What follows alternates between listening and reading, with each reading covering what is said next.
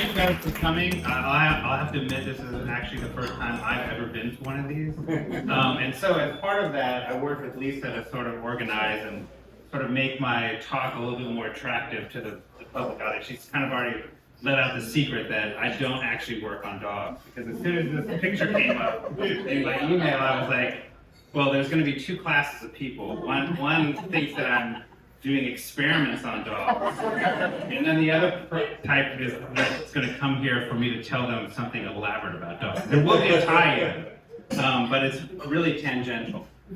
So what my lab really works on, or is interested in working on, is trying to understand, really at the core and fundamental part, is really how development works. And what I work on specifically is how animals develop from the embryo all the way to adulthood. So I'm going to start my talk with this sort of repetitive sort of movie that's going on. I hope you can see most of the slides. You don't really have to pay attention to really any of the data, but their main sort of gists are captured in a lot of movies you'll see. So what you're looking at is a sort of series of photographs of a person that's aging. And so what I want to use this to really illustrate is that many of the features of aging are intuitive. We see them all the time. But what is really drawn out from this sort of movie is that there are specific features that change over time, not only for women, but for all different races. And this is true for really all sort of organisms. So specifically what you can see if you watch this movie a few times is that certain features will change from the juvenile form to the adult. Is there a hardening of the jaw, and as the person gets older, you'll see the skin tone changes. There's a lot of features that are extremely intuitive that people really get and understand. But what my lab is really interested in is really what are the sort of gene regulatory networks that propel this developmental program and control the pace at which animals develop in general. Now I'll say that this process is intuitive, and what's important, I'm going to show you a slide that really comes from, actually I'll just show you. It's a comical slide. I heard a few laughs, but what I want to hear from the audience is really what makes this image funny. This is a birthday card. My son just turned 15 the other day. I went to get him a birthday card at a grocery store. I saw this birthday card. It is funny, but can anyone tell me what is funny about this card? It's what? Dissonance. Yeah, it's dissonance. And what that dissonance is that this baby has a beard. It's not that beards are actually weird. And in fact, what I want you to think about is that, first of all, beards aren't weird. And that, in essence, this baby without the beard, which would be a more normal picture, contains all the genes that will be in place later when he turns around 18 or 19. One of my other sons has a full beard. He is 19. But what is weird about this and what is unique about this is that those genes in this photograph are counterintuitively being turned on when the rest of the features of the animal or the person is young. And so what I'm going to tell you about really is a system that we use in my lab to try to dissect this particular process. Now, it's not a dog. What I'm going to be showing you in this next movie is a series of images that are akin to these types of images that you saw here. But what you're going to be watching are the first cell divisions of this tiny organism that we studied. It's called C. elegans. It's a worm. I'll show you what it looks like. It'll turn into a worm in a second. But what's important about it is that using a microscope within a relatively short period of time, this movie takes place in contrast to this sort of 80-year sort of movie over here, a total of 14 hours. But what you can see from that initial slides is that the animal started as 2 cells, and over time, a relatively short period, makes hundreds of cells that are sort of turning and morphogenizing into what will be a worm. I'm going to show you what these worms look like in just a second. But this relatively short period of time is really within a day. So this is a model that we use that can be repetitively done over and over in the lab to allow us to view all of the processes that give rise to the development of a very simple animal model. Now, what's important about this as a model organism is that one thing that I do is I'm a geneticist, so we're going to make mutants of this animal to derive alternative developmental programs that you'll see. But one of the things that makes this animal a very famous animal and a sort of workhorse of molecular biology is that it has a hardwired lineage. And what I mean by that is from that first cell division that you see at the very beginning of the movie, the entire pattern of cell divisions that give rise to that animal that emerges from this egg and eventually turns into an adult animal that can move around, learn, find food, forage, do all kinds of sort of simplistic sort of behaviors, really can take place within a matter of hours. And what is important about this is that this lineage is invariant in the normal animal. And more so, not only is every cell division that generates this adult form happen the same way every time, the precision and the timing, the relative timing of all these divisions is also very hardwired. So you can look at the stem cells that will ultimately give rise to the outer skin of the animal. They have periods where there's a huge amount of cell division that are accompanying the growth of the animal. And there are specific patterns of division that happen in one part that are not repeated, that are followed by totally different kinds of patterns that give rise to more specialized cells. So what my lab is interested in doing is understanding how this process is coordinated. I'll show you how we approach that. And the basic structure of how we approach that is that we make mutants to identify deviations from this lineage. And what I'll show you, walk you through some of these types of experiments with you, and I'll sort of draw out some of the major conclusions that we can make from these types of experiments. So, one of the things that Lisa told me is I have to make this more approachable than like a straight-ahead science talk. So they have helped me. This is my first of at least 2 of these burns. But for you, what she suggested that I do is to come up with some sort of anecdotes or analogies that can apply what I do in lab to things that everyone here has experienced. So I'm hoping that I'm hoping people have seen this movie. Has anybody ever heard of this movie called Groundhog Day? Right, it's a hilarious movie. It's from the 90s. I watched it when I was younger. I've now made my children watch it. It's a hilarious movie. Really, if you Google what this movie is and just say what is the premise on ChatGPT, it'll tell you that basically it's about a selfish and cynical weatherman named Phil Connors that basically is trapped in this time loop. And that's the humor of this movie, is that really what is happening is every day he wakes up and it's the same day. Now makes this movie a comedy is that what he does with each of those days. So he essentially can see the same person every day. First it's very weird, then it becomes annoying to him. He also realizes that he can basically, because he's reliving the same day, do anything he wants eating-wise. He can even try to kill himself. It doesn't matter. He'll wake up in the same day. He does really absurd things. He steals the groundhog. I mean, it's a funny movie that ultimately culminates with him learning a huge amount about himself, as well as different skills that he can do by repeating the same day. He goes to the same person to teach him piano, and by the end of the movie, he's practically a concert piano player. But in the end, what his goal is, which he doesn't know at the beginning of the movie or when the day repeats over and over, is that really what he needs to get out of this is to not be a jerk anymore and fall in love with the girl. That's how the movie ends. So I'm using this as an analogy and pairing it with what I've just told you about with regard to how that worm develops. And I want to formulate the question of, like, what can you learn from repeating something over and over and making minor variations in that? So that movie is comical because of all this crazy stuff that he ends up doing there, which are small variations that lead to different outcomes for how he winds up at the end of the day. But nevertheless, he wakes up the next day and has to repeat it all over again. So what I mean by that, so what we do with this model organism is take advantage of the fact that this, under the normal circumstances, happens the same way over and over again. It's like a Groundhog Day. And then what we do is make mutations in these animals to look at deviations in these patterns that we can resolve again in cellular resolution. But what's important is that all of these patterns of divisions that are here, which are not important for you to know in detail, really happen in a really precise sequence of events that you can watch if you watch that movie. These are just individual animals going through this process in a color-coordinated way that demonstrates that not only are these patterns happening at the same time, but they're happening at very precise clock-like times during development. And so what the beginning of this type of study started in the early 80s with my former advisor.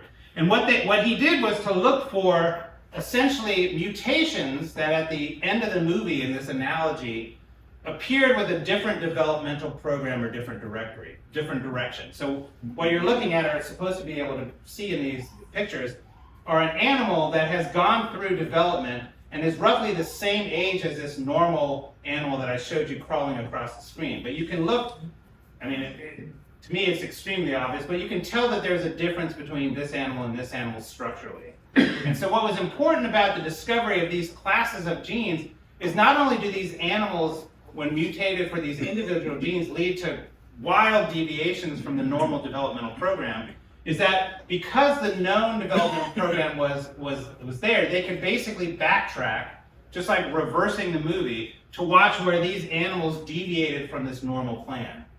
And what these two examples give are really these canonical types of mutations that we study in my lab, and these are called heterochronic mutants. So what I've done is really just outlined in colorimetric form all of these different events that happen in particular sequences and that happen in these color-coded set of events.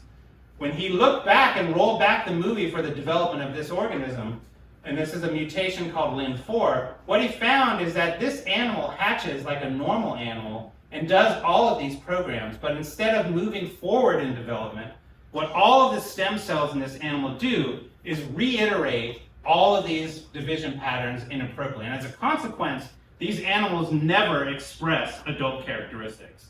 So they go through each of these stages that are separated by molts and repeat the same program over and over again, very much like the newscaster in Groundhog Day. That's the analogy I'm trying to tie this into. You have different types of mutants that, again, are the same age in time, but as a consequence of the deviation of the developmental trajectory, can entirely skip these first developmental programs, hatch, and then immediately start doing later events without ever doing those initial divisions. And as a consequence, these animals exhibit adult characteristics earlier than normal. So these mutants are animals that are similar to the baby with the beard type of thing. Now what's important about understanding the fact that you can make mutations and these elicit very complete and sort of pure phenotypes is that you can understand with the assumption that by understanding what these genes do, you can understand the machines that give rise to these changes under normal development. I'm not sure if that makes sense. Can't tell if people are there. Okay. I'm going to run out of analogies, so. Okay. So what's important about this, and where it ties into the work that I do in my lab, is that these two genes really form a complex interaction where one of those genes is involved in turning the other one off. And it's the turning off of this gene that allows the animal to go to the next stage of development. And so this is where my lab started, and one of the first sort of major things that we discovered was a really simple experiment that we sort of take advantage of the use of reporters. And what that means is that, and what I'm going to show you in a second, really is the types of experiments that we do in my lab. And so what we've done in this experiment is taken the DNA that's upstream of this gene and fused it with a green fluorescent protein. And what that allows us to do is to look at where in the animal this gene is expressed, but also when this gene is expressed within the animal. And so what I'm going to show you is a version of a movie that's very simple. It essentially is tracking an individual animal from hatching from an egg all the way to adulthood. And what you're looking at is when this LIN4 gene is made in the animal. Now the expectation was that this gene's just going to come on, it's going to turn off this gene, and that's what happens in the normal animal. But what we found was something really remarkable. And if you watch this animal, you can watch this movie a few times. So what we've done is really just measure the sort of global fluorescence of this reporter within this animal as it grows from the earliest stages of development all the way to adulthood.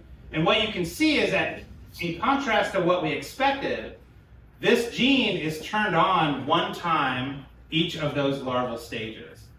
And so you can see that it has a sort of, what I'm going to tell you about in a second, is that this type of pattern of expression is surprising, and it's even surprisingly precise. What I mean by that is that if you look at when the peak of this expression occurs within each larval stage, it happens a certain amount of time before the next larval stage happens. So what this told us, just by looking at the activity and expression of a gene, is that it had a very unique and sort of surprising expression pattern. It turns out that the timing of these events is really standardized within each individual animal, but if you look at where it's also expressed during these peaks, it's really expressed in every cell of the animal. So this turns out to be the first idea that there is a clock present in these animals that is really controlling the timing of all of those events that you see, even though they are different patterned events and they happen in a sequence in the normal development of the animal. So what my lab, so this is just a summary of the slide. The reality is that it is essentially the first indication that there is a developmental clock that controls all of these timing events in the animal itself. All right, so then after observing these sort of events, what we decided to do is to really switch the focus of my lab to really try to go for identifying those clock genes. So one of the important things that the lab does in general, and where it has really become a famous center for biology, is the development of molecular biology. And what I mean by that is the approach that can be combined with genetics to understand how the molecules that give rise to different biological properties occur.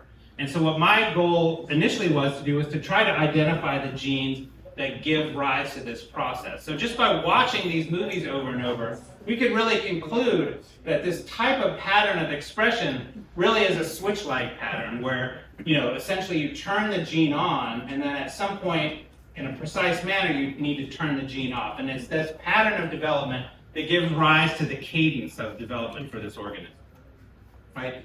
And that the timing of these peaks and the coordination throughout the animal is essentially controlled by a clock. So what we wanted to do was to develop genetic strategies to, even though we don't know what the genes are that are involved in this process, we wanted to try to develop genetic strategies to identify them. So the next 2 slides are going to be that kind of stuff that I do really in my lab, and I'm going to use genetic terms like screens and identifying mutants and all that kind of stuff, but I'm going to bring it back to that analogy in a second, so just indulge me for a little bit. Now the simple idea is that there are gene products that promote this pattern, and there are probably gene products that dampen that pattern, and that it's the concerted and sequential activity of these gene products that give rise to this pattern development of gene expression. So how do you go about identifying these genes without knowing what they are? And so what we devised was a screen to identify components of this. And what we took advantage of was the fact that these mutant animals that always were juvenile could make the microRNA at some level, but it was not following in this pattern. And so we assumed that if we started removing some of these components, we may be able to restore the normal pattern of that gene to the wild type and therefore restore development. So that's what we did. One more slide. How we do something like that is we take advantage of other reporters. We have a reporter in the lab. It's our workhorse reporter. It is a gene product that makes the animal glow that only turns on when the animal is an adult. So if you look at a plate of cells as they're growing, only the adult animals turn on that green reporter. Now I told you about those mutants in Lin4 that reiterate those juvenile characteristics over and over. Although these animals grow in size, because they're repeating those early developmental programs, they never become adult and they never turn on that reporter.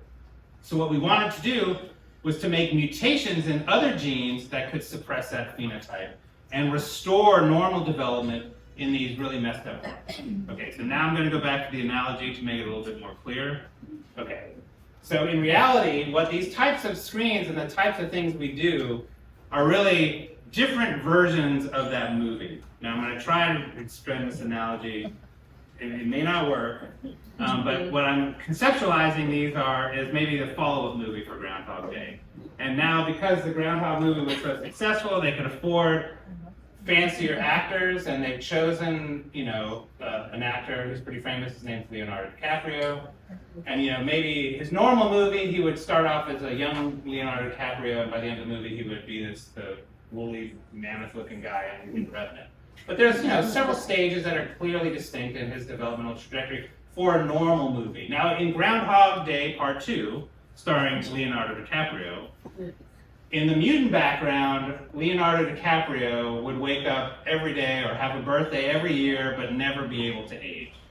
And this is essentially the same type of phenotype that I'm talking about with those worms that reiterate that early animal. So you can imagine all the kinds of comical scenarios that could be done analogous to the ones that are in Groundhog Day. You could imagine that Leonardo DiCaprio, even though his mind is older, he's stuck in this juvenile body, he can't get really cool acting jobs, and therefore he's never going to win, an Academy Award. Or, Leonardo DiCaprio is kept in this body all the time, but he falls in love with an 18-year-old supermodel, and because he's stuck in his body, he can't, do it. So he really wants to get back to his normal life where he can date the supermodel that's 18 years old like he does in reality. And so what we're looking for is, in the movie, we're looking for whatever that thing is, and that's like the movie Groundhog Day, that allows him to get out of this waking up every day as a young Leonardo DiCaprio. To again restore what he's used to. And the end of the movie would be figuring out whatever he does. So we've done this, we did it in Worms, not in the movie. And we identified genes, and again, the idea is we were looking for genes in this particular case that if we remove them, we would fix those phenotypes associated with that. So we can do a lot of genetic things. We can identify the genes by mapping where they are. We can find what their sequences are. What I'm showing you is the sort of genomic region for this really interesting gene with a really boring worm name called Lin42. This stands for lineage mutation. It's not interesting like other model organisms that have really funny, Drosophila flies, they get all the really funny names like Sonic Hedgehog and stuff like that. But what's important about the ability to go from identifying new mutations to cloning them is once you know what the gene product is that you mutated, you can immediately start comparing it to other organisms. And what was immediate, aside from the fact that we found many different versions of this mutation in many different screens, is that when we looked at what the Lin42 protein encoded, it turned out that it was a switch-like molecule. It was actually a transcription factor that is involved in turning genes on and off in Drosophila. But even more important, the gene Lin42 was the worm version of a gene that had been identified that contributes to circadian gene regulation. So everyone knows what circadian gene regulation is. It's the fact that you wake up at the same time every day, your body learns and is entrained from the sun rising every day. It turns out that the reason why you wake up at 6 o'clock in the morning, if you wake up that early in the morning every day, is because your body has learned that the sun is about to come up. It anticipates that, and it reprograms not only the hormonal signals that are involved in your wake and day cycle, it also coordinates all of the gene product and gene expression in your body to anticipate that you're about to eat, that you're about to wake up and go do things.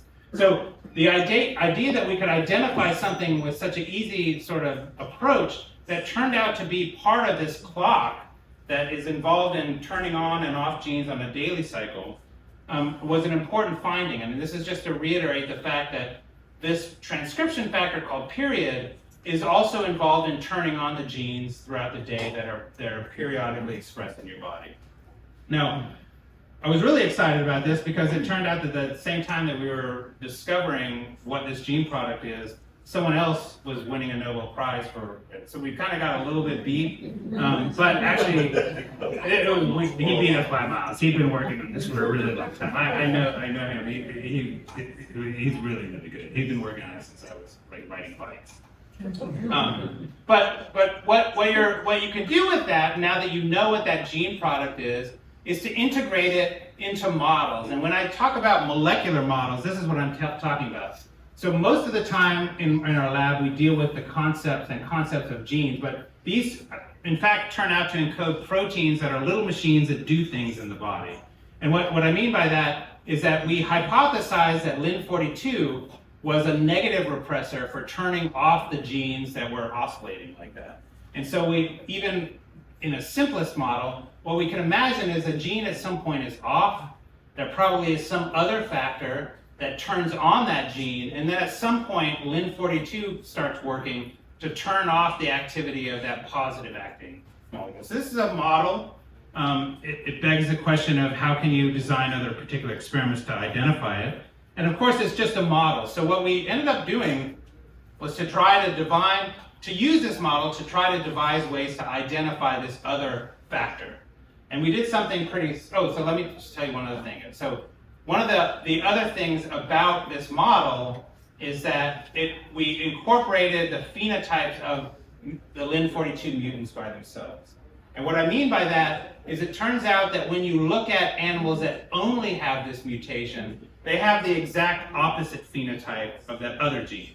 And in fact, these animals turn on adult-specific gene expression one stage earlier than normal. So whereas the other one was the Leonardo DiCaprio that woke up the same, young Leonardo DiCaprio every day, this type of mutation was a mutation that essentially was the other version where you give a beard to a baby. It had adult characteristics in an otherwise juvenile animal.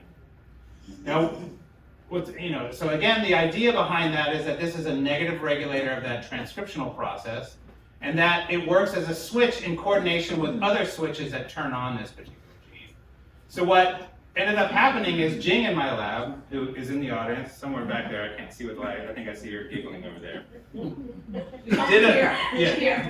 She did a very simple experiment that really builds directly off this model. And so we hypothesized that in order for Lin42 to turn off that gene, it may interact with the other component that is the other part of the switch that turns it on. And so I'm not going to give you the details of this particular experiment, but what we essentially did was use Lin42 as a bait in a fishing experiment, and then cloned all of the other transcription factors, the other DNA binding components. We expressed them in yeast in a context where we would get a yes or no question. And what these experiments outline is the identification of a new gene that physically interacts with Lin42 that hypothetically could be this transcription factor that is responsible for turning on those genes. And the way this would work is that transcription factor would identify the genes that it needs to turn on by binding upstream of those genes to turn those particular genes on. So what we ended up doing was, so the model is MERV could be the factor that turns on Lin4. And what we did was develop a strategy to identify all the places in the genome that MERV binds. The way we do this is we tag this particular protein that is in the nucleus. It is a DNA binding protein. We cross-link that chemically inside the living animal, the developing animal, and then we isolate that protein from all the other proteins that are in the animal. And because we chemically cross-link that protein to the DNA, we can query what those fragments were that this protein was binding to. And the data from these type of experiments are these little humps of information that are the sequences of DNA that are bound by this transcription factor. So in the simplest form, we wanted to check whether MERV bound upstream of that gene that we were interested in, that I showed you the movies of this oscillatory expression pattern. And in fact, it did. It binds in two places, right near the gene Lin4. And these, again, are the pieces of DNA that we put in front of that reporter that we were monitoring the expression of in those initial movie experiments. So it made sense. It turns out that it binds about 1,000 other places in the genome, so it regulates at least 1,000 other genes. We have validated many of those other genes. But by just looking at this kind of data, what we were also able to determine is that this transcription factor also binds the Lin42 gene. So what I'm showing you a picture of is not the protein of Lin42, but the place in the DNA where that gene is encoded. And what you can see is that there are peaks for this transcription factor binding just upstream of the Lin42 gene. And in fact, we validated that the fact that MERV, in fact, is involved in turning on the Lin42 gene. So if you think about what a simple regulatory model would look like, is that MERV is a factor that comes on and turns on genes that oscillate. And one of those is the gene that we've been studying for about 10 years. But now what I'm telling you is that MERV also is involved in turning on the negative regulator of this entire process. So really, I've told you about something that happens in a worm. And now what I want to do is to sort of zoom out to give you a picture of why all the findings that happen in my lab are important, but even more important, why the original findings that were in the inception of this study are important for all of biology in general.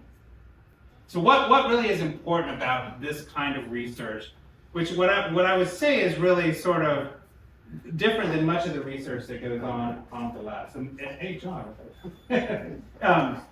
It is a lot of what we do at the lab is straightforward cancer biology, where I'm trying to understand exactly what goes wrong in particular cancers with the idea that we can try to immediately cure them. The kind of science that I do is what I call blue sky science. It's 100% curiosity-based science that really, my intent is not necessarily to solve cancer inherently. But what I do believe is that this type of stuff leads to the sort of knowledge that can be applied by other people at Cold Spring Harbor.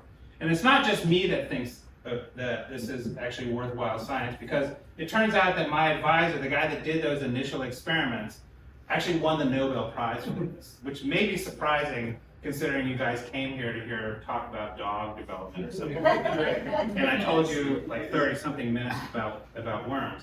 But what's important is that this kind of blue sky science, the identification of these very basic principles and these very core genes, really is an important part of the scientific process, because it turns out that what he actually discovered in understanding the timing of this little worm is that one of these genes encoded a type of gene that we had never even seen before. It turns out to encode a tiny little piece of RNA that has, even though it's only about 20 nucleotides long, or 20 base pairs, it has the propensity to regulate hundreds and hundreds of genes. And where this becomes important is because after the discovery of what this type of molecule was in worms, we began to see, or even cancer biology people began to see, this type of gene coming up all over the place. And what I mean by that is that if you look at even things that are inherently sort of cancer related, so this is the development of blood cells in the body. And so they come from stem cells that go through a certain lineage to generate all of the different type of blood cells that are in the body. These processes that are really akin to the same kind of lineages that I was talking about in the conceptual and actual part of the worms sort of story are very, very similar. And it turns out that those little regulatory microRNAs are integrated in all of those decisions in the tree of the generation of all of those blood cells. And in fact, mutations in these individual small microRNA genes lead to diseases like leukemia, which I'm sure you've heard of, right? And that is because in the absence of some of these microRNAs, you divert the developmental programs from the normal to ones in which you're overproducing certain types of blood cells. Okay? So that's one thing that you can, wrap your mind around to justify sort of this blue sky science. What I find even more interesting about this kind of science is the idea that, this is a common phrase that you hear from science. That humans really are 98% chimp. So what does that mean? Can anybody tell me what they think that means? Yes. 98% of our DNA is the same. Yes. So 98% of the same as chimps. of the protein coding genes, the things that we can easily compare, are very, very similar, and that is true. What is different, what is important or different about us and chimpanzees, and also is important in the evolution from primates to mature people, is not really, what I want to get across is that it's not really the incorporation of new genes that make us more human than chimpanzees. What I'm arguing for is that it really is all in the regulation. And I'm making that argument in a really simple sort of mathematical way. So what you're looking at here are a variety of organisms that are all model organisms, starting from the single-celled E. coli that makes your poop stink, to single-celled yeast that makes beer, all the way up to the organism that I study, and on and on and on to what we would all agree is the most complex organism on the planet, that's humans. But if you actually look at the number of those protein coding genes and how they're distributed across this spectrum from maybe uninteresting E. coli to super interesting human beings, is that really E. coli have about 4,300 genes, and humans really only have about 5 times that amount of genes total. So you can imagine all of the stuff that you have to do developmentally to get a human. What's even more remarkable is that weird little worm that I told you about, that is composed of only 958 cells, or 59 cells, only has 4,000 less genes than we do. It's remarkable. So they're not new genes that are genes involved in our ability to do math, or new genes that give us these emergent properties that are purely human, to paint, to write poetry, even do something simple as speak, or more remarkably, to even live past the time in which you have children so you can contribute to their development. Right? These are not the induction of new genes that we've acquired that are more important or different than monkeys. It's the way in which we regulate them, and that's the space that we work in, and that is the space that I think most diseases are caused in. And with that, I would like to thank the people in my lab again one more time, and then take any questions.